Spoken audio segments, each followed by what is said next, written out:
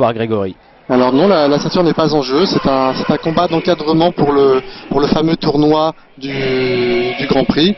Donc c'est ce tournoi de 8 combattants dans les middleweight, et donc encadré par quelques matchs de poids lourds. Et Gary Goodridge et Emelianenko Fedor ont répondu présent pour la joie de tout le monde.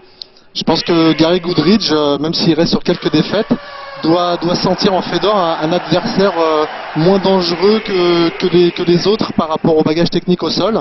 Lui qui n'aime pas trop aller au sol, il se dit que peut-être en pied-point il pourrait faire la différence, en se souvenant de ses derniers combats de K1 où il a eu quand même pas mal de courage et de détermination.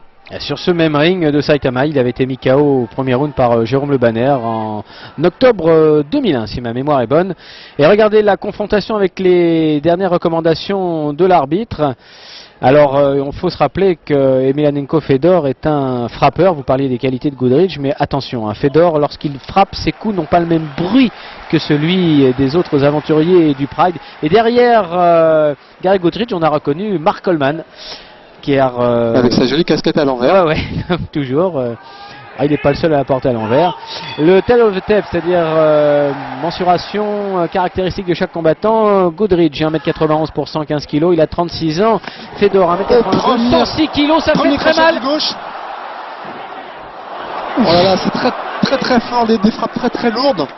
Goodridge qui est déjà en défense, il a l'air déjà complètement dépassé. Et on est parti dans une bataille de pugilat dès le départ. Petit contrôle de lutteur, un coup de genou, et ça y est, c'est parti. C'est déjà au sol. Alors Goodridge ferme sa garde, on sait que bon, il n'a pas énormément de bagages. Donc il va garder, je pense, Fedor le plus près de lui. Il l'accroche là derrière la nuque pour éviter qu'il se redresse et qu'il puisse envoyer les fameux coups dont vous parliez tout à l'heure. Des coups très puissants et dans n'importe quelle position. Voilà, c'est ça surtout qui est déterminant, c'est que même quand il a très peu de recul, eh bien il frappe. Attention, fort. Et il le fait.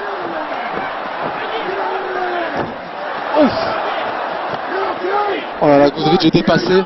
Et un passage de garde très rapide. Oh là là.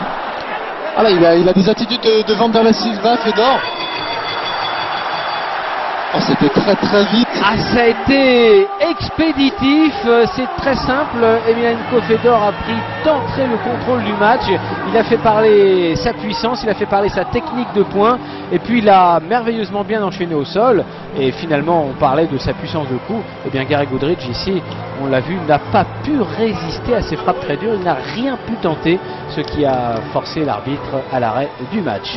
Alors on va revoir les ralentis, mais effectivement, je ne pense pas avoir vu un seul coup de la part de Gary Goodridge. Il avait l'air assez sûr de lui debout, et puis il a pris ce premier crochet du gauche qui l'a fait un petit peu tituber, et alors il a été complètement déstabilisé. Totalement. On va revoir justement ces images qui vont nous éclairer sur les attitudes de Gary Goodridge. Effectivement, on aurait pu penser quand même qu'il aurait tenté. On revoit le premier crochet du gauche. Un deuxième. Il a été touché. Oh là là. Il a été touché. Un bel enchaînement. Alors on voit, c'est pas de la boxe, c'est pas de la boxe anglaise comme on aurait l'habitude de le voir sur un ring classique. Les coups partent différemment. Mais alors ils sont très efficaces. Puis alors là, regardez au sol, Fedor qui se relève et qui shoot. On dirait l'école shootbox. Puis tous les coups sont systématiquement accompagnés de tout le poids du corps. C'est ça qui fait la différence. Regardez. Oh là là là là, le kick qui passe à travers la garde. Il a eu raison l'arbitre, car il n'y avait plus aucun moyen. Goodridge ne répliquait pas. Ah oui, c'était d'une rapidité au sol.